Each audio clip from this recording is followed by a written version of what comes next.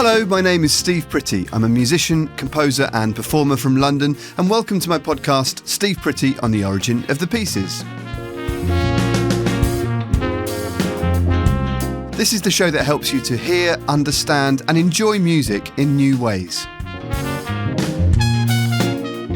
Hello everyone, a bit of a different episode for you today. I'm going to be running an interview that I did for another fantastic podcast called What We Did Before, and this is an interview that I did about the origins of music, what we did before music, where music came from. We touch on all sorts of really interesting stuff, including right up to the minute. We talk about AI and some thoughts I have on that, which I've touched on a little bit before in this show as well.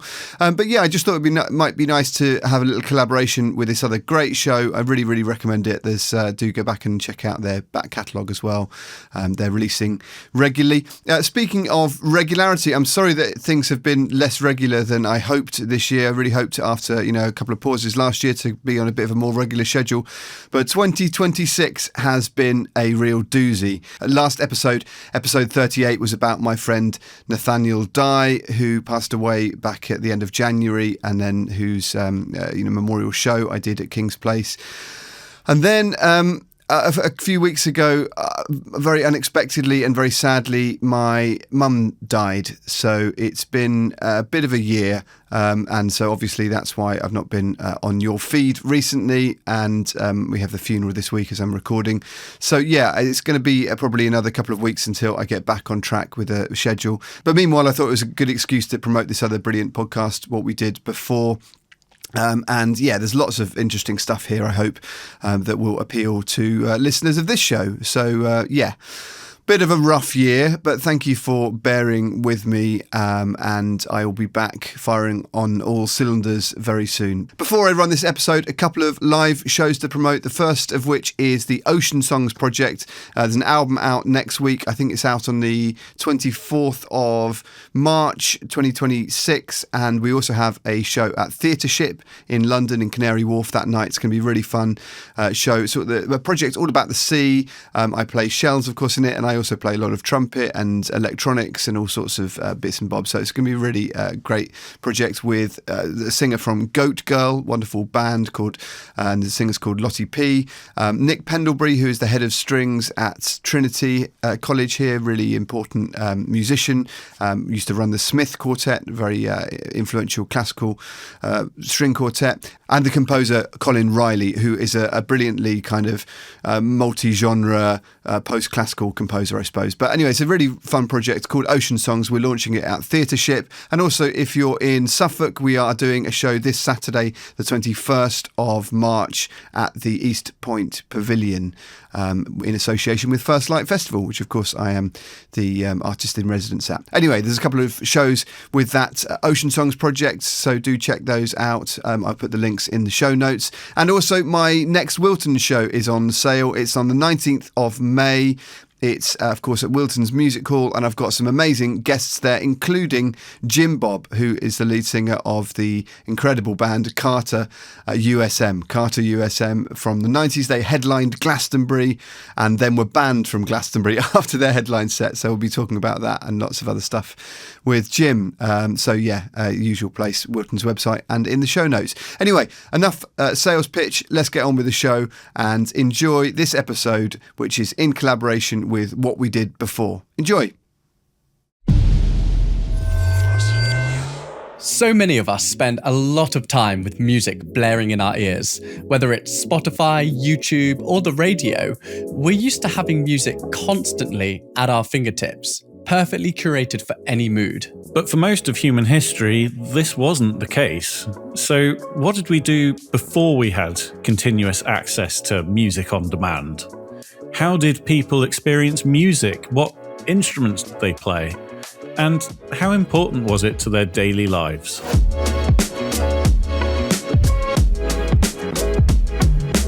Well, let's take a journey back through time and find out. I'm Ollie. And I'm Matt, and this is What We Did Before, the podcast where we chart the history of modern inventions. Helping us explore what we did before music is Steve Pretty, band leader of the Hackney Colliery Band and host of the Origin of the Pieces podcast.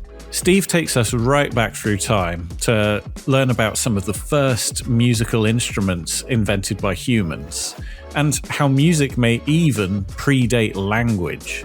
And he brings us right up to the present, where we discuss the first recorded music and the advent of AI songs. If you're enjoying what we're doing, please subscribe to the channel. It helps us out massively. Now, on to Steve. Steve Pretty, it is an absolute pleasure having you on the podcast. It's so great to have you here because I first heard about you from New Scientists podcast, which I produce. You came on and you briefly touched on the origins of music. And I say briefly because you were also playing a conch at the time, which took up quite a lot of the airtime, of course, as it should. But I just thought there's so much more to explore about the origins of music and how, I guess, humanity got introduced to it and why it's important to us. So what for you are some of the most fascinating and perhaps counterintuitive ancient instruments our ancestors played? It's a really good question. I think what's so interesting, I think, about how music would have existed back in the day is actually it's got a lot in common with how it exists now, in that we would have used things that were around us, right? We would have used the materials that were available to us now. So if you're watching the podcast, you can see I'm in a studio full of toys, synths, and recording stuff, and I'm a trumpet player, so trumpets and all sorts of electronics and brass instruments and all sorts of things. But that we're able to do that now because over time we have worked on and learned ways of adapting metal, harnessing electricity to make noise, all those things. But really, it's the same story as our ancient ancestors would have had with what they had around them. So yeah, sure, they couldn't work metal in the same way, but they could have that same conch you mentioned here. They could find a shell on a beach, and then presumably they would have eaten the contents, and then they would pick it up. Then maybe they would hit it. They would play around with it, and then eventually over time they would find new ways of playing with it. Probably like many things in music, even today, it happened by happy accident that someone just picked it up and played it in a certain way, because you can't just blow into. Well, first you have to cut the end off a shell to play it. You then need to blow it in a particular way. You can't just blow it. You need to vibrate your lips in a certain way to get that sound. I like to talk about the story of musical history as a story of human ingenuity and creativity, and the story of musical instruments really being the story of music technology, which sounds quite niche, and you think, oh, that's just about synths or recording gear or whatever, but really it is about humans harnessing the natural world to create tools of expression. And the more ways we have of harnessing the natural world, the more different ways we have of expressing ourselves. And so I think that's that kind of confluence of things is really important. So in terms of some examples, of course, the shell is something I'm very interested in, partly because as a trumpet player, it's a kind of proto trumpet. Of course, there's all sorts of different instruments, and there's things like the flutes, the Neolithic flutes, which have been found 40 to 50,000 years ago in caves, made from bird bones. The problem, of course, is a lot of things won't have survived, right? So when we're talking about any of this stuff, most of the time when we're talking about prehistory, it's conjecture, especially when you're talking about a culture.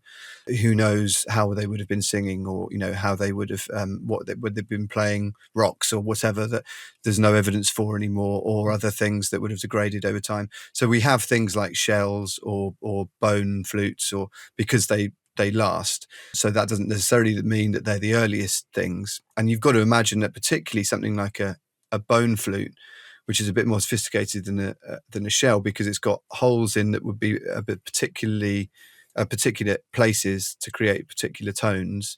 So that would have taken like iteration, and that would have taken experimentation and work on one design, and then thinking, actually, maybe that doesn't work, let's get another bone, try that. So that's the thing. You can only imagine that would be quite an advanced stage of musical experimentation. Surely there would have been a lot of stuff that happened before that we can't necessarily know about. But those sorts of things certainly we do know about, and they date back 40, 50,000 years. There are also things called aerophones, which are can be things that you whirl. So you may have seen Aboriginal people in Australia and other places still use some of those things that create a kind of drone in the air by swinging something around your head. So there's all sorts of interesting ways that people have created sound and for different purposes. But again, I think I like to think about that as a progression, and we're still doing that now. People making electronics now, or making new violins or whatever it might be, a part of that story that has existed for as long as we have, pretty much. The fact that I love about the flute, even as being one of the oldest designed musical instruments, is that we've only been making bread. We've only been cultivating wheat for probably less than 5,000 years. We've been making flutes, actually sort of complicated flutes, these tools of musical expression, for probably 50,000 years. So it's sort of an extraordinary history in that sense. It does definitely demonstrate that music has been so important, not just a hobby for humans, but a really important part of culture for humans for a very, very long time, even more important than bread. And actually, when you talk about the ancient instruments and what you can and can't find, we see examples in the wild of chimps drumming on trees, which hints at something musical, or perhaps they have some sort of reverence or awe for nature, for the trees, whatever it is. They're using the environment as an instrument. And for that, you would never be able to tell whether humans had been banging on the bases of trees to try to make drumming sounds through the forest, because there's not going to be archaeological evidence of that. But that's not to say that we weren't doing things. I think of a band like Pentatonics and the fact that they can produce incredible sounds purely a cappella.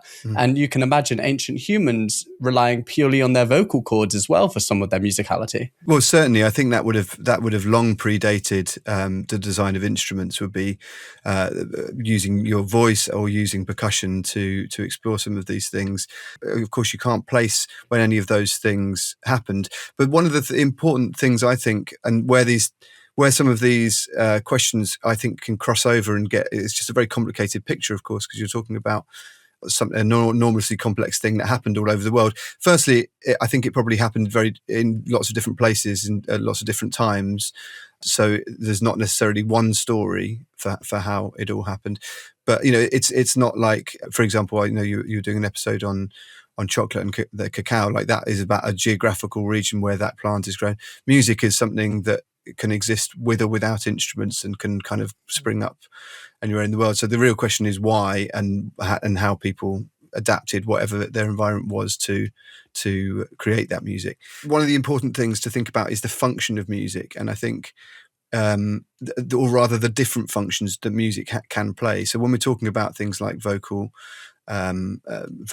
music or percussion music, chimps drumming on trees or whatever, that can function on several different levels. Maybe it was for communication. Maybe then it started as a communicative tool that then kind of evolved into and got adapted into something that was more conventionally musical, that we would think of as more conventionally musical now. In other words, something that is done for expressive purposes.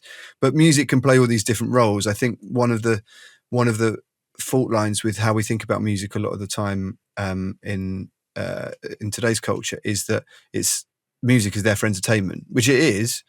That's, of course, a very, very important role that music plays, but it plays all sorts of different roles, and it has throughout our history as a species. It's played many, many different roles, and one of those, an important one, but not the only one, is entertainment.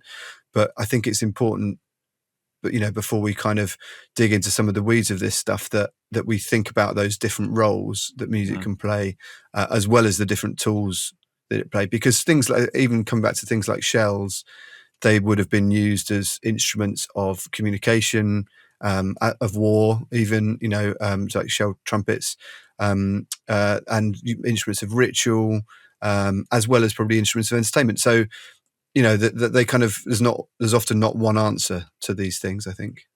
these days we have very good access to music. Obviously, there's not a day that goes by where I think I'm not exposed to it in some way, whether it's sort of by choice on Spotify or just going into a shop or walking past somebody who's got a radio on or playing music in their car. And we're sort of all consuming it largely for entertainment. And I know that we sort of already said that it can be quite sort of speculative, but for early humans, how was music kind of consumed? Do you think that it was entertainment was something that sprung up later and it was largely used kind of functionally, or what purposes do you think? How was it different back then? I think, I mean, really often I imagine what we're talking about is something that's not really definable in the ways that we think of those different roles that music has now. So now, for example, we wouldn't necessarily think of liturgical music in a church as entertainment, but we think of that as a sort of ceremonial music, as opposed to going to a rave. We don't think of that as ceremonial, but I think the lines are a lot more blurry than that. I mean, I would argue even now, to be honest, I would argue without being too reductive, there is a case to be made for things like, raves or whatever about that taps into our ancient past. It's, trance music, for example. We know music called trance now, but like the trance state is a very, very important element of lots of musical cultures, dating back certainly thousands of years, if not much, much further. And so I think there would have been a lot of crossover between those forms. Well, even the shared musical experience of just going to a gig or going to a festival, joining in a mosh pit. If it really was the case that all we used music for was entertainment, we'd be happy just to listen to it in our headphones. But actually, we have this yearning to go and experience it with other people. Exactly that. Yeah, exactly. And I think in answer to that question of how it would have been then compared to now, I think there's a lot of commonality with now, actually, but I think it's just that we think about it in quite a different way now, because I think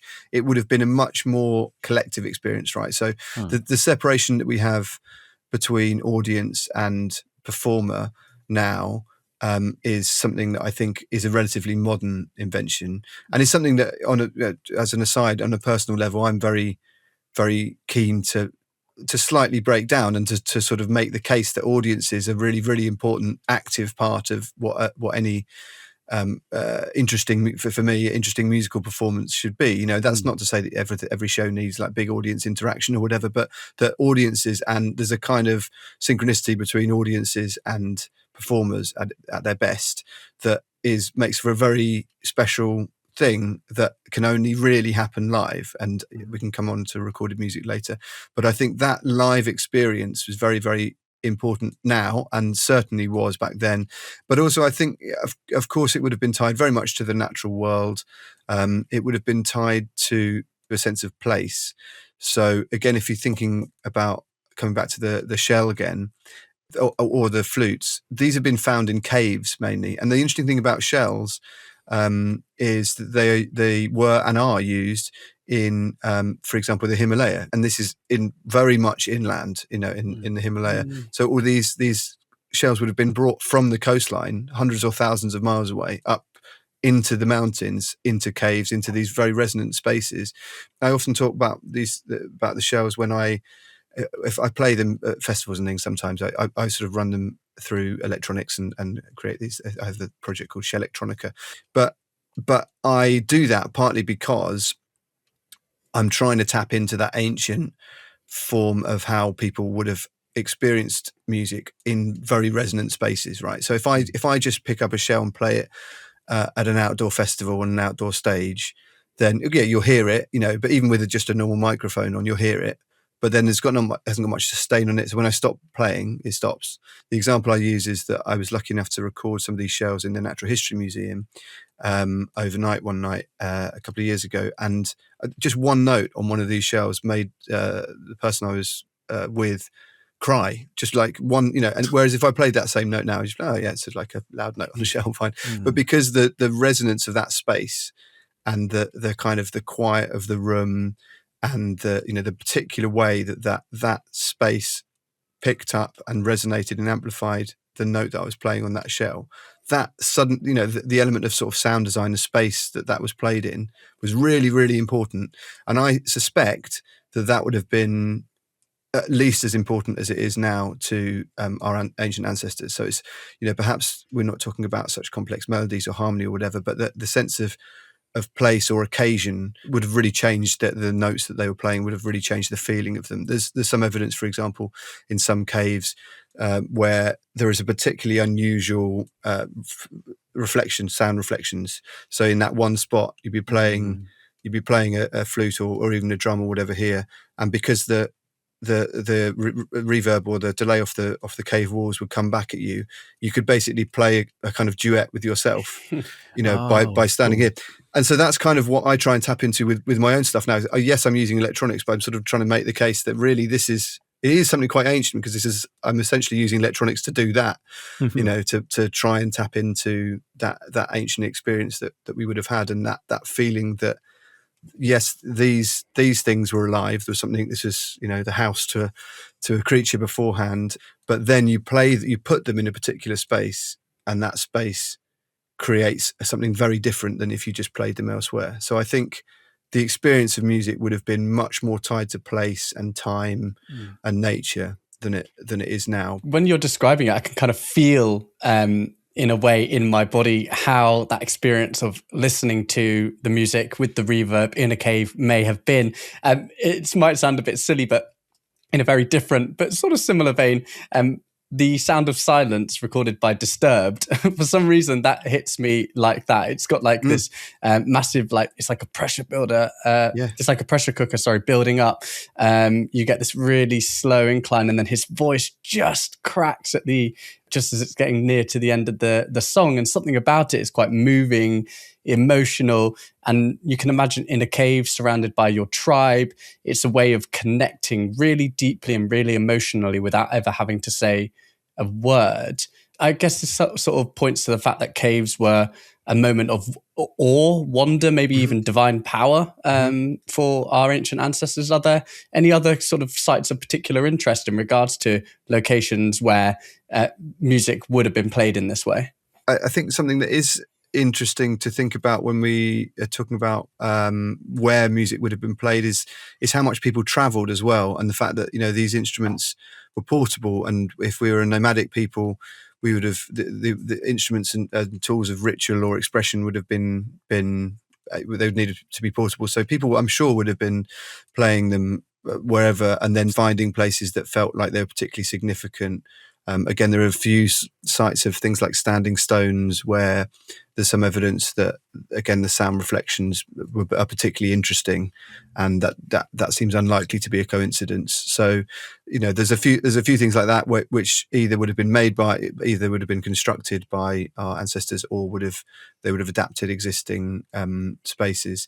Wherever music would have been performed, I think it's this idea, you just tapped on something quite important there, I think, about that the sound of silence, where I think of these things as ways of expressing ourselves that we can't really do in other ways. There's something very kind of visceral and pure about music. I love music with lyrics, but the thing that I'm particularly interested in is what I call abstract music, like tools of abstract expression, in other words, musical instruments. Because I think the picture gets a bit muddier once you start talking about lyrics, just because obviously there's a sort of imposed meaning once lyrics are involved. But I think there's something about music without lyrics that just pure sound that can have that effect. So like the crack of a voice or any of those things.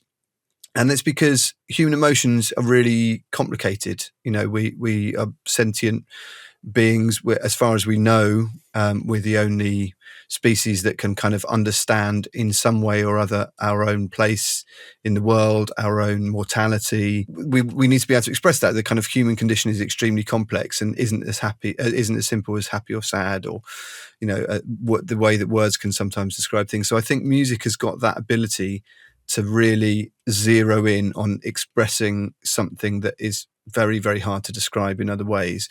And so I think that's, again, when you're talking about where these instruments were played, as you were just saying, like that there would have been a moment where that would have felt like you were somehow in dialogue with nature, because again, you're using the natural world, whatever you're playing, probably something has died, either because or incidentally to it. So whether it's a shell which had a conch in, or an animal hide drum, or string, guts from an animal that are being used as strings. It's quite brutal, really, that when you're creating a lot of these instruments, it would have been really tied to our how integrated we were with nature, and again crossing that sort of slightly grey area between ritual and performance and enjoyment and entertainment, and and gradually I think these things branched off, but probably it was a lot less definable back in the day. One thing that really interests me that you just touched on is kind of, firstly, this ability to communicate without language, and secondly, the link to nature and animals. So, birds sing. I've seen videos where, I've seen a video of like a blind elephant being played. Someone's playing piano and it's like captivated and swaying to the music. People playing like trumpets to cows, and they all come over and they genuinely look like they're just infatuated with this. And it seems quite clear that for humans, at least, this predates language as like a form of communication. Well, there are a couple of schools of thought on this, and just again in my non-academic way, try and summarize them. And one of which is Steven Pinker, the sort of evolutionary biologist, coined this term auditory cheesecake when he was talking about music, which essentially was like, it's nice. Cheesecake's nice. It's nice to have, but you don't need it. So it's like it's a kind of nice thing that humans evolved, but it's not. It wasn't a kind of fundamental part of who we are. So that's like one and very, very prominent school of thought. Of course, many people, musicians and music lovers, were quite offended by that. Not offended, but we're a bit taken aback by that. And I'm very prepared if the evidence is there for that, then I like scientific thinking, so fair enough. But I do think there's also a very strong case on the other side, which has been made a lot by a lot of other evolutionary biologists and others, which is the case that really music is, as you suggest, a kind of proto language, is something that either co-evolved with language or predates language. Again, if you think about what's called motherese, which is the way we talk to babies, a lot of people talk to babies, which is in a very musical way. You're using.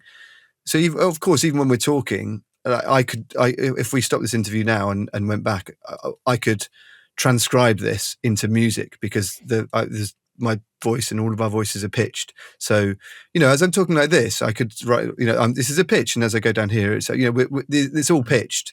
And so it's just that we're using it in a different way. We're like, it's not anything fundamentally different between how we talk and how we sing or make music, or in a pitched way like that. So I think there's a lot to be said for that idea that mothers and babies and parents and babies, like that bond that they have when they're talking to each other like that, is something that's quite ancient, and that again, I think it's often a mistake to think of music and language as totally separate. If you think of them as sort of branches of the same thing that only later got kind of codified into this is that. That's the way I tend to try and think about music. And again, there's quite a lot of evidence for that as far as I'm aware, that they kind of the branching off is a relatively modern concept, and actually there's a lot to be said for the fact that our musical brains are in some sense more primal than our linguistic brains, because they tap into something more immediate. I mean, I recently in my podcast interviewed a music therapist who works with dementia patients, and of course, people talk a lot about the use of music in those cases where tunes from that person's youth, they can hum these tunes and they can remember these tunes, and it connects with them. Just the tunes, not the words even, connects with them in a way that even non-verbal people can kind of really engage with just a few notes on a piano. And so I think there is something deep in our brain, I think in our evolutionary past that has those musical roots. And as to other animals, again, I mean, as far as we know, no other animals make music in the way that we think of music. In other words, that is, again, there's lots of different uses of music. One of them is communication. So birds obviously use music in that sense, but in the way that we're talking about music mainly, so entertainment, things like ritual, I don't think there's a lot of evidence, at least yet, for the fact that other animals use it like that. That's not to say that they haven't got the capacity to hear it and to be intrigued by it, because I think there is something interesting about it, because it is ordered sound basically in some form that just sets the neurons firing and gets, whether we're humans or or other animals, can kind of lock into that and go, oh, that's interesting, and that little burst of dopamine that you get from kind of hearing patterns. Or I'm sure that different degrees of that exist in other animals. Yeah, you don't get birds sitting around a campfire with one of them just whistling Wonderwall for the 10th time. No, exactly. Exactly. And actually, yeah, I can totally see that this kind of boundary between, I guess, well, if we just look at singing and speaking, it's a pretty blurred line, actually, isn't it? Like you said, you can find pitch in anything, right? So it's like, where does the line from I'm talking to, oh, actually, I'm singing now? Where is that line? And I'm kind of wondering, do we have any evidence as to sort of when humans gained the ability to sing, wherever that sits on this imaginary line, and sort of control their voices in that way? I mean, as far as I'm aware, we don't really. And the reason for that is that it's very hard to do any archaeological work on that, I think, or and any evolutionary work even, really, because we're talking about something that would have happened a very long time ago, probably hundreds of thousands of years ago in our history. So there's an interesting book called The Singing Neanderthal. It's been a while since I've read that, so I'm not going to be able to remember too much from it. But certainly one of the cases it makes was that Neanderthals were singing and were making music. So we're talking back a really quite a long way back into our ancient past. And again, if you're talking about singing, there's lots of that's a bit more adaptive than a lot of other musical stuff, right? Mm-hmm. In other words, being able to control your voice, to be able to project it over long distances, probably quite helpful. Being able to change the pitch of it to be able to either to be heard or to, for whatever reason, as a kind of evolutionary advantage to show off to mates or whatever might be.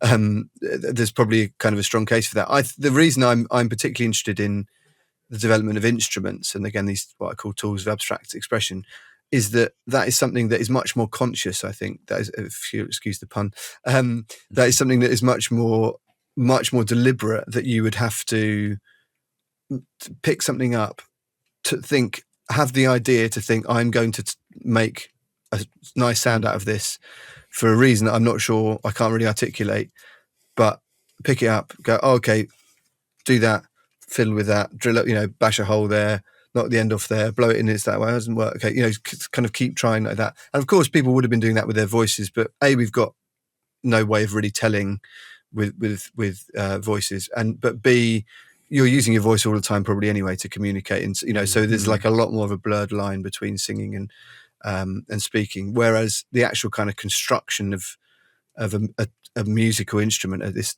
tool of expression, is a lot more sort of definite, if you like. It's not like someone has had the idea to do that, and that is the kind of, for me, is the kind of birth of this idea that we're doing this for a reason, and that's where it's much less clear as to what like the evolutionary reason behind that is. What's the evolutionary reason behind spending probably many hours making a bird bone flute? That's a lot more unclear, I think, whereas voice, because we're using it in all sorts of other ways, is a bit more defined, if you like. You said that you spoke to somebody, I think, who has been working with dementia patients. And I've seen some things like this before, where there's a guy called Clive Waring who has a very, very short-term memory, but you put him in front of a piano and he's just perfectly playing the things that he learnt sort of 30 or 40 years ago, even though he doesn't really remember. I've noticed, just obviously totally different scale, but when I pick up a guitar and I haven't played for a while, I haven't played a song, my fingers seem to know what to do, but I don't consciously remember. Like, I don't I shouldn't remember how to play this song. I was wondering if you have any thoughts on why or how this kind of like unconscious part of our brain seems to be able to hold on to music in ways that maybe our conscious can't remember kind of things in life that have happened, if that makes sense. I think it's partly coming back to what we were just saying, really, about the fact that, that our musical brains possibly predate our linguistic brains in some ways, and there is something more. There is something somehow more ancient about that part of our brain, in the sense that it taps into the emotional center that is not tied to language, right? So, firstly, when it comes to being moved by music that you hadn't thought about for years. An example for me, slightly quirky example for me, right, is that I have a strange car. I've got like a sort of minivan that is a Japanese import, right, and it came with it. It's from 2006. It came with a mini disc player in it, and I'm of a vintage where I was big into mini discs as a teenager, right, as a sort of late teenager, early 20s.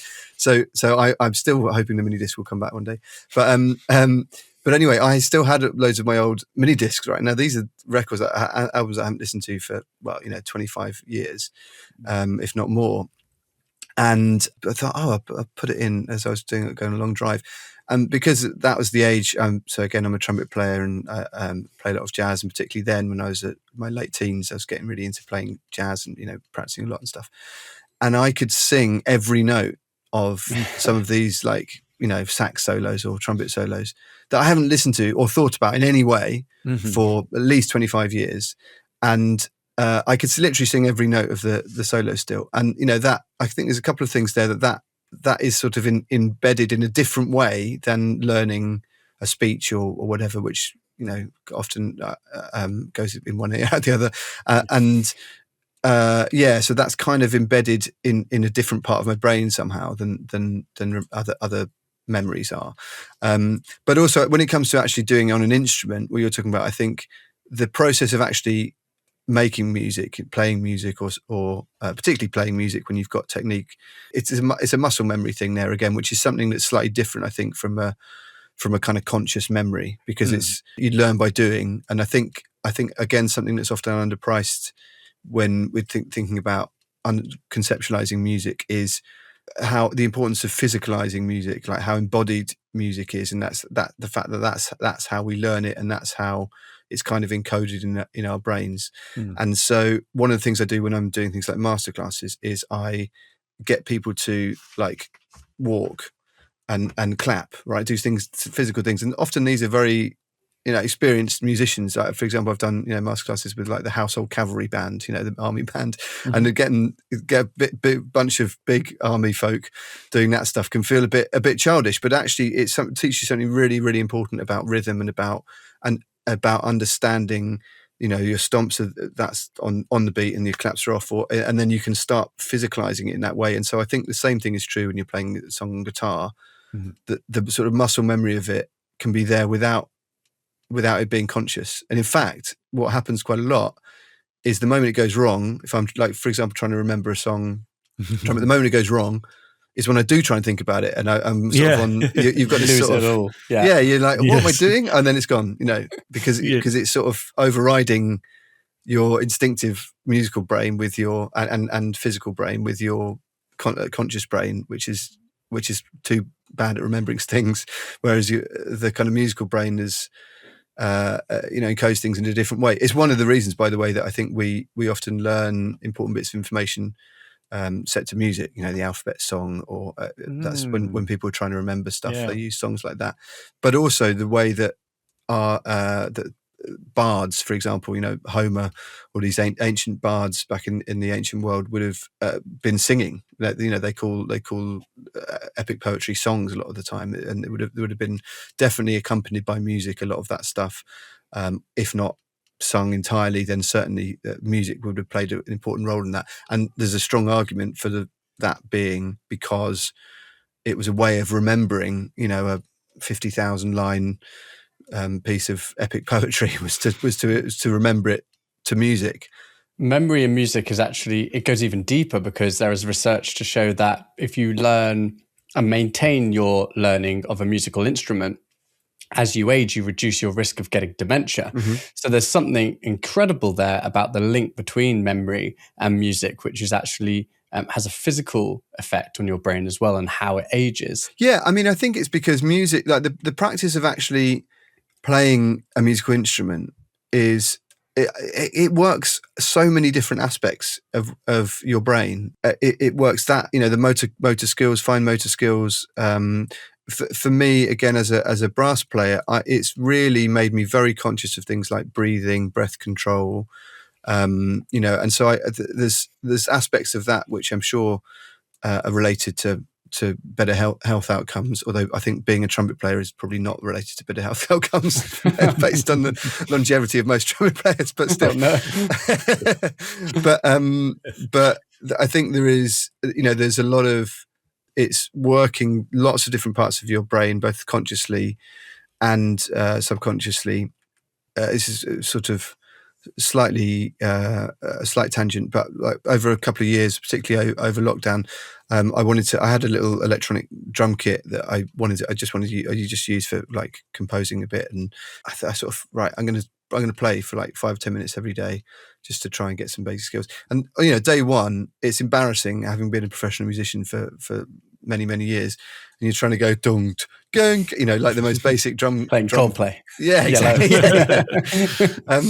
And it just wasn't working there. The coordination of the four limbs just wasn't there at all. Really, I was just like, how is this possible that I can't get this together?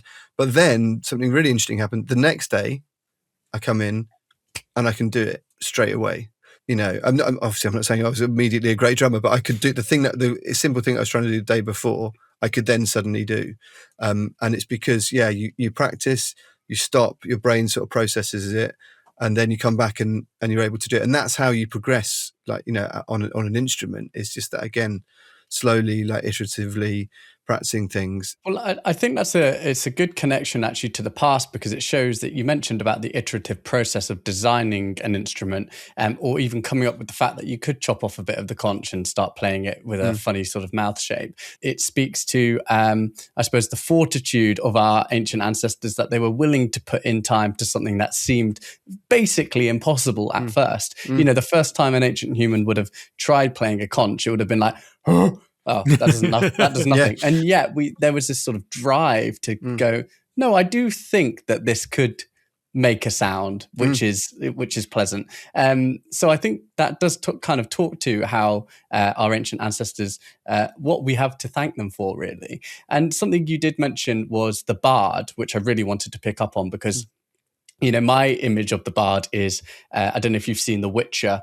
I haven't, but I'm aware of it, yeah. Yeah, so it's like a sort of travelling companion who just sings songs about your great feats to you, which I'm imagining wasn't necessarily how bards were in reality. But I kind of like this idea of a bard back in historic times being your version of Spotify that you sort of just took with you.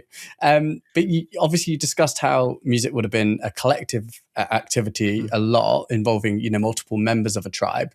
But do you think, the idea of a solo musician is quite a new invention, and would people have had like bards in, frequently in different locations that were singing music a lot? Or do you think experiencing music would have happened less frequently for our ancestors?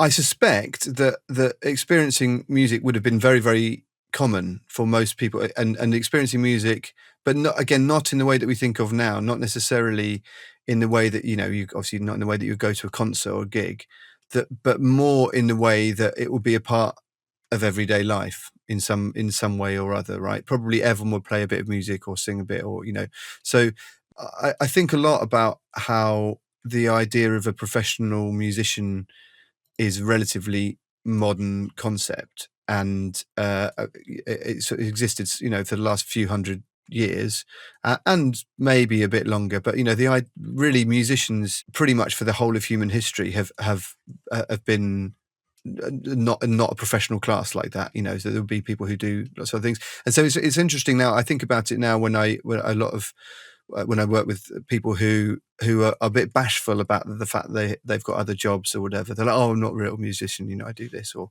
I'm a music teacher, but I do, I do some gigs and things. It's like, no, you're still a musician. Like, you just don't, you don't, earning 100% of your living purely from playing or writing music.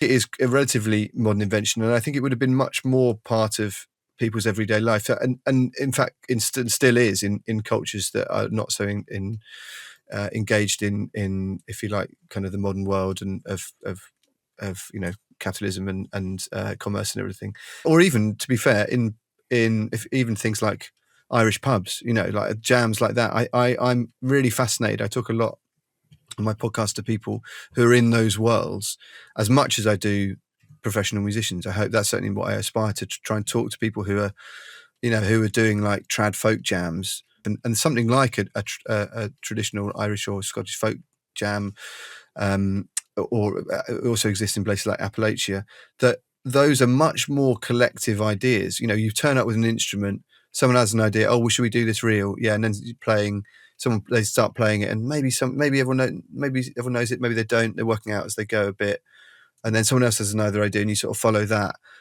It's a lot more about a kind of community event, but also, very importantly, my kind of again mission with the podcast and a lot of stuff that I'm doing is that it is as much about listening as it is about performing. And I think that is where, even as non-performers, if you like, as non-instrumentalists or singers, we can really deepen our musicality. It's something I'm like super passionate about, is trying to help people listen like a musician, hear like a musician, and by which I mean just like active listening and this idea of knowing when to be on broadcast mode and when to be on receive mode.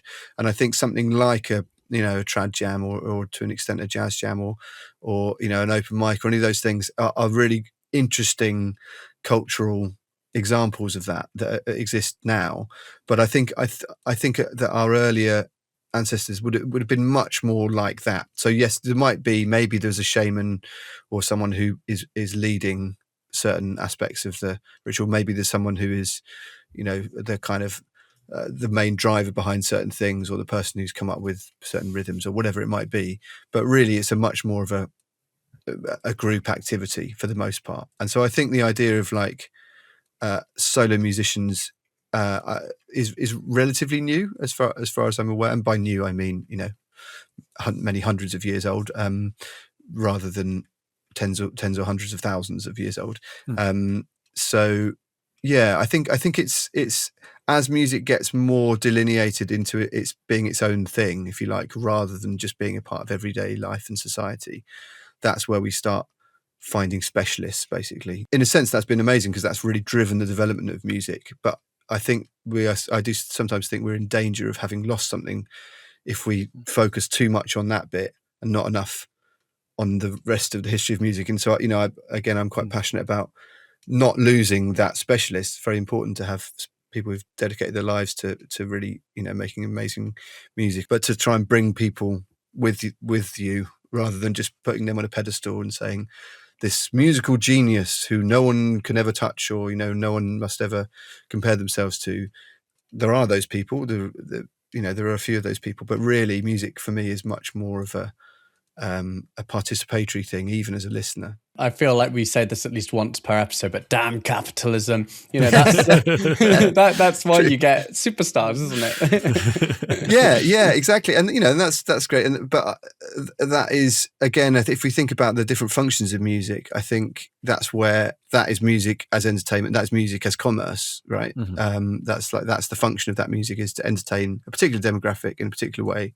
For that thing, if you take like the kind of commercialized pop star model, great, all power to them. But like that's the function of that. That doesn't mean that other music isn't successful or valid or whatever. Like that, a successful pop star is someone who makes lots of money and makes songs that everyone streams and downloads and and dances to in their kitchen or whatever. Fine, but you can be successful in music in all sorts of ways that don't look like that. So I think again, this is a whole other discussion really, but like, music and commerce can very much coexist, but depending on what the function of that music is. And, you never commercializing Irish folk music in that is there to be designed to be played in a pub is Well, actually, that's a bad example because Ed Sheeran's basically done that, hasn't he? He has, yeah. I was going to say. Well, yeah, I mean, that's an example of someone who has taken a community tradition. I don't mean this as in any disrespect to Ed Sheeran, but like he's observed that thing and thought, I can do the pop star version of that, if you know what I mean. Mm-hmm. And fair play to him, he's done that. But like the reason that's interesting is that this is a kind of community thing that isn't about professionalizing the musical class. It's about like people just turning up with their instruments and jamming, some of whom, by the way, are absolutely amazing players. So it's not about whether they're great or not.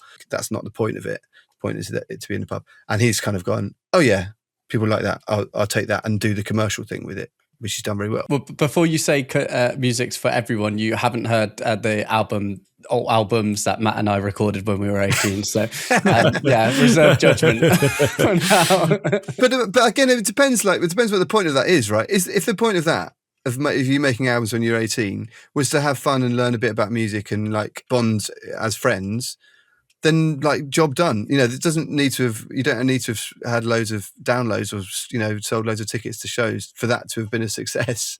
Well, one of my most memorable experiences of being that age is just sitting in Matt's bedroom recording these ridiculous songs, to be fair. And maybe that's enough. Well, that's enough. Sorry, just to finally on that note, like I was talking on my podcast recently about the fact that on our phones, we're always messing around with cameras and filters and all those things, but we're not messing around with sound in quite the same way. And I think we've got the ability to do it, like phones, iPads, whatever, these things that everyone's got with them at all times. We're not doing that with sound because for some reason, even though there's hundreds of thousands of professional photographers in the world, but yet everyone's a photographer. Now they've got a phone in their and a camera in their pocket. But we've also got a really very good recording device in our pocket, or a very good, little sound module or whatever it is. But people aren't messing around with it in quite the same way. And I find that quite interesting, and as to why that is. And I think it is partly because we put musicians on a kind of pedestal that we don't with photographers or filmmakers in quite the same way. And one thing that you were saying before about sort of music being, or encouraging it to be kind of like this group activity and kind of the benefits of that. So it kind of got me thinking that one of the things actually as an amateur musician that puts me off about this is kind of like my lack of music theory knowledge. So, with musical notation and scales and chords and things, I was wondering if you sort of happen to know at which point roughly music started to become sort of more sophisticated, where we were applying these kind of rules to the music that we were playing. One of the first things to say is that music theory is a way of describing what music does, and it's not a set of rules for what music must do. Mm-hmm. But it's also when people say, I never studied theory, music theory. What they mean is I didn't do, in the West, like grade 5 theory or whatever. I didn't study for my exams, my musical exams, and so I don't know anything about theory. But really, that is just a way of using language to describe what music does. Probably you do know a lot of the stuff that is contained in. You do know a lot of music theory, basically. If you're able to like play a guitar or sing or whatever, you may not be able to label what some of those things are. And what music theory is a way of describing some of those things with some language, some specific language that you need to know. By the way, I think it's really a really good thing for most people to do, or like for people who want to take music seriously, to be able to read music and stuff is really, really helpful. Mm-hmm. So I'm absolutely not doing that down. And sometimes I think it can be in danger of being sort of over romanticized. Like when people can't do that, it's like, oh wow, it's amazing. He's a great musician, even though he can't read music. So, well, those things are different. Those are different skills, Mm-hmm. But it really, music theory is also very, very culturally specific. So like, if you're thinking about music, the way that we're taught music theory in the kind of exam system here, that is very, very different from how for example, I studied a bit of tabla, Indian percussion in India, and there's a completely different system. I've worked with Indian musicians quite a lot. Completely different system of understanding rhythm and harmony and melody, like totally different in all sorts of ways. And then that's completely different again from like, gamelan music from Indonesia. So there's this idea that music theory is something that governs all music, and those are the laws. It's not, it's not the laws of physics. It's something that it's not describing a physical reality for the most part. It's describing what musicians have done over the ages in order to make music that we say is nice or that we like in certain ways. But a lot of the breakthroughs in music come when either people are consciously or unconsciously breaking some of those rules. A classic case in point is like the blues or jazz. I've spent a lot of time in New Orleans, and that's like kind of the iconic birthplace of jazz, because you had these Western classical traditions coexisting with the enslaved people's traditions from the Caribbean and from Africa, and obviously those are all very distinct cultures. Caribbean culture very different from African culture, West African culture very different from East African culture, but they're all there together, learning from each other, and that's where this new music is born, because people have got their own kind of music theory, Western classical music theory, West African drumming, which doesn't have a kind of codified music theory in the way that we have it with textbooks here, maybe, but it's very much got its own structure. But then they're all thrown together, and they all kind of like go, oh wait, that's cool, let's try that, and that's when that's when something new is born. So that's the first thing I'd say. But then in terms of when it got more complicated, I mean, music's been, again, it depends what you mean by complicated, because certain rhythmic things in different parts of the world are extremely complicated, like much more complicated than the way we think of music in the West. Whereas like Western harmony, chords and scales and things, arguably much more kind of complicated, for better or worse, than in other parts of the world. So there's like complexity can look like lots of different things, and those things happen at different times in different ways. There's a sort of simple answer to that, which is, things got codified in the kind of Western classical model relatively recently, really, in the last few hundred years. Western music theory doesn't really have a good way of describing for things like the blues scale, for example. Hasn't really got a good way of explaining what that is, because it's just a different thing. It comes, and so you can try, you can kind of try and fit it into a box where it's this and this and this, but it never quite fully describes it, because music is a lot more nuanced than that, and it actually it's not a set of rules that you go, there you go, that's music done properly.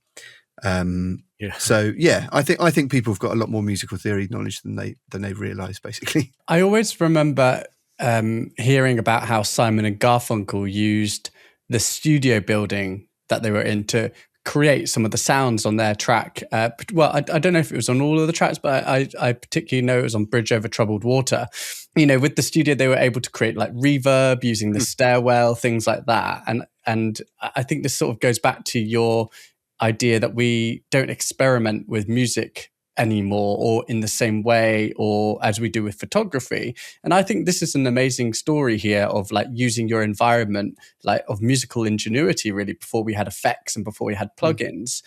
Do you think because we have all of these things now, these sort of digitized versions, that music or modern music tools have sort of flattened that older spirit of invention, and also kept people from feeling that they can be experimenters themselves? So yeah, it's a very interesting question. I think it can do, certainly. I think there is an idea when you're making music on a computer where you can. It's insane how much it's democratized music making. For all the fact that I say people don't experiment with music in the way that they do with photos, there are more people than ever making music on composing music, and I think that's a great thing. There are statistics about people about, was it 40,000 songs a day or something getting uploaded to Spotify, and that was before AI. That's like that's people just going, oh, there's a new song, and so whether or not they're getting listened to, again, I would say is beside the point. People are making music, and that's a great thing, because it is more democratic than ever, because you can just do it even just on a phone, but you can certainly do it on a laptop, and when you've got insane level of tools that no one in musical history has ever had, just even on your phone. But I do think that there is a danger that it pushes you towards homogeneity. It pushes you towards doing the kind of right thing, or the, using the same preset as everyone else. Or when we're talking about things like what we call DAWs, digital audio workstations, so people might have heard of things like Logic or GarageBand or those sorts of things. There's a grid, right? So here's the bars, and even just when you open it up, it will open it up at a certain tempo, a certain speed. The tempo most DAWs open up at is 120 beats per minute, so it's like 2 every second, basically. So the amount of songs that are written at 120 BPM, I mean, it's a very common, it was even before these things existed, it was a very common sort of tempo for a lot of songs to be written at. But because it's now baked into, where you open up your music software and that's the tempo it starts at, so your idea starts at that speed, and and I think it pushes you into a certain direction, which I think you have to work quite hard sometimes to break away from. The thing that I find as a composer and producer and things is to try and preserve that sense of play. We call it playing music for a reason. It should be about play and about experimentation. Talking about Simon and Garfunkel using the stairwell. There's countless examples of that. John Bonham on in Led Zeppelin records, playing in a big stone stairwell. Another good example in drums is the kind of 80s drum sound that was discovered by accident. With Phil Collins, they left a channel up on a desk. They left a particular, like the mic that the producer uses to talk to the musicians was left open during the recording, and then they heard this mad drum sound. They're like, wow, what's that? And it was just because they accidentally left a mic open, and like that suddenly is the drum sound of the 80s. So there's all these sorts of things that happen by accident, and I think whenever I'm working with people, particularly less experienced people, who I think are worried about not getting it right. When you're first starting, like, I've got to do it all right, and I've got to make sure that this is right. And for me, a lot of the stuff that happens, a lot of the best stuff I've written, I think, or that the like choices I've made when I'm mixing a tune or something, is sometimes they'll come from happy accidents. To be able to leave a bit of space for things going slightly wrong, but then go, no, let's go with that. And the reason I think that's really important is that that's what happens in live music. Or it should for me. For me, I've realised as I've got older that the thing that I don't respond to that much in like live entertainment is anything too shiny. So anything that is like there is a set way of doing it, and it should be exactly the same every night. And if it's not that, something's gone wrong. Whereas if I'm going to see live gig, I don't want it to go wrong, but I want there to be a feeling that this is a thing that can happen in the room tonight, and it's going to be slightly different the next night. It doesn't need to be like a totally different show, but there's people, everyone's playing. There's a sense of like energy in the air where people are trying things out and experimenting a little bit, just at the edges of even something really polished. You can kind of push it a little bit more one night, or respond to the audience a bit in the next night, and that's what makes live entertainment exciting. And I think trying to carry that into when you're making music on a computer or whatever, trying to carry that sense of just playing around, seeing what happens. And we've got this amazing power now where you can play around and see what happens, and then if you want to, you can fix it afterwards. But what you can't do anywhere near as easily is inject that sense of experimentation and stuff afterwards. So you've got to get that. To that point, I saw a mum on Instagram the other day playing Prison System by System of a Down purely in her toddler's playroom with instruments from within the playroom. And it was that was the kind of musical ingenuity that I needed to see that day. It's great. Well, it's interesting. I've been working on a kids show actually, and I've done a theme for a thing called My Friend Maisie, which is the Maisie Mouse Books TV show. And actually, with that, when I got the pitch in for that, the first thing I did was go to my kids' like preschool music toys and get them out and like lay them all out and record them and try and find ideas on them. And what's been interesting about that is that the theme tune I made for that, I made using some of those instruments and some other things, but I used a particular scale that is called the pentatonic scale, which is very, very well known across a lot of cultures, but is the scale that you find, for example, on kids' instruments and in kids' playgrounds even. So the whole theme is made from that and on kids' instruments. And what's quite nice about that is that you can then go back and play that in a playground. Yeah. Because it's just made those through those instruments. And again, that sense of playfulness, I think, is really important for people to understand, whether they're writing music or whether they're just like listening to music as well. Even just trying to think, well, this no one gets hurt if we play. Play around. I do it with my band Hackney Colliery Band. It's the thing I like doing most of all with that band, is surprising people in one direction or another. Yeah, if it's too sort of locked down and like this is what it is, then I think you're in danger of losing the kind of human aspect to music making. Yeah, I think you've perfectly vocalized a number of things that I've been feeling over the last few years. So I love that, and it's been the reason why I've been able to get into music in a lot of ways, is how accessible, being able to have basically a recording studio in my room. I love that I can have access to all these effects, which maybe I wouldn't have been able to do. I can record at a better quality without having to have a massive, amp and mic setup that I couldn't afford maybe. But to that end, in my sort of genre of choice, which is metal, something that I've noticed as somebody going to gigs for the last sort of 15 years and listening to this music, is this pursuit of sort of perfection. And, you can just go on YouTube and there are set ways of how to produce metal guitars, how to produce metal drums. Like, this is the correct way. And if something is produced a bit differently now, people pick up on it. And it's like you said, in the Doors, you can perfectly have your drums on the tempo exactly, auto-tune things.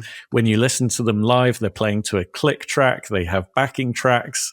It all has to be very polished, it seems, a lot of the time. And it does feel actually like there's something missing, or that it's a little sterile, or we're not having the fun that we used to have, where there was this idea that, you go into the studio and you pick the worst microphone and the worst amp that they have to make it sound as horrible as you can. And I feel like that's like the antithesis of what we're doing in a way. I was just going to say, I think that's very, very true. And I even in a very kind of clean recording setup, I will normally try and give myself an option for having something a little bit crazier, even if I don't end up using it. But I mean, 9 times out of 10, I do use it. I do end up using it, right? So I sort of make sure I've got the clean things that I need, make sure I've got like the bases covered. But then I would always do. So I was working with the choir, for example, on a Hackney Colliery Band thing. Did with this thing called Angelique Kidjo, and we had got the choir to do their stuff, which was great. They did really good takes, so I knew I had it. But then instead a bit of time, and like, can we just do a pass? I always basically will try and do a pass where everyone just goes a bit nuts and everyone loosens up. You're not trying to get it. It's not like Red Light Fever where you're just trying to get the perfect thing. Like, no, just go crazy. And then at the end, like, let's have a big whoa, like a big cheer sort of whoop thing. And of course, that's the one we end up using 90% of that rather than any of the other takes. But you know that once you know that you've got what you need, you can try that crazy stuff. And also then, I wouldn't do this with Hackney Colliery Band, but again, if I was writing for telly or something, you know that you can fix it in the box, or you can get the kind of really good sounding stuff with the software. But what you can't get is that crazy thing, So like I will always put like what I call a crap mic on a drum kit in a really mad place, and you can sometimes just dial a bit of that in if you want a bit of vibe or a bit of craziness. Well, I was talking to a drummer friend over the weekend I was working with, and he puts a mic in his drums that are in storage on the shelf, and so they're all resonating in a mad way, and he puts just one mic in that, and he might not use much, but he's got that option if he wants to be able to dial up the crazy. It does feel like as things have, as our ability to have access to sort of all these tools and things that have been great for allowing us to have access to produce and play with music, so too has the potential for us to maybe lose some human aspect. And I wanted to just touch on one of the things that has made creating music the most accessible that I think you could imagine, which is the sort of AI tooling that exists now. And I just wanted to get your thoughts on what this does for music, what this does for kind of, we've spoken about the benefits of producing and being mindful with it. And now we're kind of able to produce it with a prompt. You mean AI slop, Matt? You're saying it in a very nice way. Yeah, AI slop. AI slop. Yeah.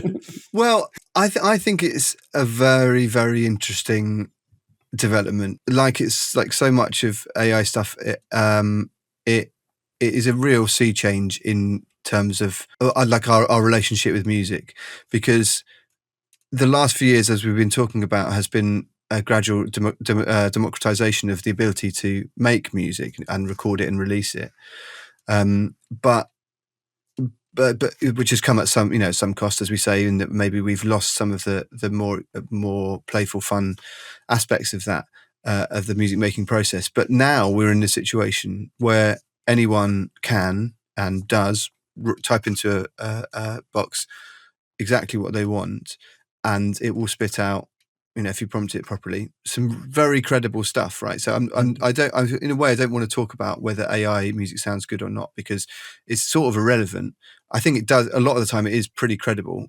And it's sort of irrelevant whether it sounds good or not, because it's going to get much better, right? So it's not an interesting debate to have about whether it currently sounds, good or not. Much more important thing to think about is like, now that anyone can make music for free. I mean, again, I'm not going to get into the ethics and legality of how it's done in terms of the AI systems, basically stealing everyone's music. But now that is possible, it is, I think, the absolute apex of the commodification of music that we've kind of been moving towards over the last number of decades. And I mean, really, if you want to get highfalutin about it, you can sort of almost start that idea. The birth of that idea is really recorded music, full stop. When people are talking about music now, they're mainly talking about recorded music. They're mainly talking about what they're streaming or whatever, and that's cool. But what's happened is that focus on the recorded sound being being what music is meant that it's got more and more commodified over time. And so, for example, people go and see live gigs, particularly of big commercial artists. They want to hear as close as possible to what's on the record. Mm-hmm. So the record is the sort of text, that is what the song is. That process of starting out where you're able to record something and play it back, and now where it's got to, that has changed the way that that live music happens. Coming right back to what we were talking about at the beginning, where it's started out as a kind of community thing in caves. We're all participating in it, and it's changed very fundamentally in like Western capitalist culture. Has changed so far removed from that. Now AI is the kind of ultimate extension of that, because now you can just say, well, I like this band, this band, this band, this band. Can you write me something that's a bit like that? That's going to that's sad, or that's about this subject that's got these lyrics. That is still people uploading music that they have made, even if they've just made it by typing in a prompt to Spotify, and then Spotify distributing it. What I think is going to happen very, very soon is that these platforms are going to, if you say, I've got people coming over for dinner, I want some like background music, and here are the bands I like, so and so and so and so. You brief your AI about, it's got all this knowledge about you from your history or whatever, if you're listening to, and rather than giving you a kind of sample playlist of you might like this since you listen to this, it will create music that will exist in that moment for that dinner party or whatever, and that won't exist again. And it will write it will create the music there, and then based on your AI chat history, and you say, the dinner, the guests that you've got coming, one of them likes Radiohead, one of them likes whatever, it will curate some music that sounds enough like that as background music to be passable. And on one level, that's really depressing. But on another level, like if it's coming back to the thinking about the things of like the function of music, that background music like that, or like those uses of music, because there's never been more uses of music in history than there have been now. Music is everywhere you go. It's in the lift and you're in hold. It's in every shop you go in. It's on the radio all the time. It's used for ads. It's used for, but it's also still used for ceremony and for ritual. It's still used for those things, and it's still used for entertainment. And people still go to see bands in pubs or those sorts of things. And so my hope is that what we're talking about with the playfulness and the live experience will have more of a premium on it, and that will feel like people. I don't think live music is going to stop because of AI. I think the people's relationship with recording music might be different, and that is something we can mourn or not. But like, it might make the live experience feel like something more special, because it isn't commodified in that same way. It is people expressing themselves. There's a whole other debate we haven't got time for now, but about how those people doing the live shows afford to live. But that's also true of every other profession. So, in a sense, musicians aren't distinct in that. For example, I never use it for creative work. So I might use it to help me work through an idea, but I will never give it the thing and say, do the creative bit for me, because that is the fun bit. That's the bit I want to do. I don't want an AI to do the bit that I enjoy. I want it to do all the stuff I don't like in my accounts, and I want it to, and or whatever, organize my diary, whatever, those sorts of things. This is where I think that interview with the chief exec of Suno, I think it was, saying, oh yeah, but making music's really hard. No one actually wants to make music. It's like, no, you fundamentally misunderstood. Music is hard, but people do want to make music, and they have done for the whole of human history. You absolute goon. It's like that is the bit that people want to do. People don't want to have to flog it and market it, and that's the bit that's tedious. Any musician you talk to, no one wants to be doing that stuff. They have to, because otherwise it's not going to get heard. They're not going to, their career's going to suffer. But like, the making music bit is the fun bit, and I think that's what we've got to try and refocus on when it comes to things like AI slop. Not whether AI slop's good or bad, because again, whether it's, even if you don't think it's good now, and actually I think a lot of it is surprisingly impressive, but it's going to get better. I mean, sure, it's never going to. I don't think it can't create original music in quite the same way that I would in my studio necessarily, because it's not going to come up with the same ideas. Maybe my hope is that it will make things, particularly the kind of weirder end of things, feel like something more special. So again, this stuff I do with shells and electronics, I mean, no AI is going to be trained to produce a shells and electronics album, because there's no market for it. So but as a live experience, or as even on record, I'm working on a record of that stuff now. Like that is something that is at least unusual, and maybe there's a reason for that. But but like at least it is something that exists in a way that even if you could get a computer to do that, you probably wouldn't, because there's not the same commercial incentives for it as anything else. So my hope is that it has a kind of a side effect of reconnecting us with music, and it's why I've sort of made it my mission with things like the podcast, to try and get people to engage with music, even as non-musicians, especially as non-musicians actually, or like non-players, is to try and reconnect with exactly that, the more communitarian aspect of how we used to make music, and many people still do make music. It's not like that's gone away. It still exists if you sing in a choir or singing along in a pub, or it's going to exist, but it's trying to deepen people's understanding and appreciation for it, because as the commoditization of it gets more extreme, as it is day by day, we can't fight the fact that that's happening. But what we can do is kind of engage with the bits that are human and aren't recreatable in that way. Well, Steve, hopefully this conversation gets people to think about maybe taking a leaf out of our ancestral roots, experimenting with music more, appreciating it perhaps in a different way, in different settings, and just seeing it as something that you can be imperfect at. But it has been absolutely fascinating talking to you, and thank you so much for joining us on What We Did Before. Thanks very much for having me. It's been my pleasure. A massive thank you to Steve Pretty for joining us on the podcast. I'm Ollie. And I'm Matt, and this has been What We Did Before. If you have any ideas for a future episode, please let us know in the comments below. And please do chuck us a subscribe if you can. It helps us out massively, and we will see you next time.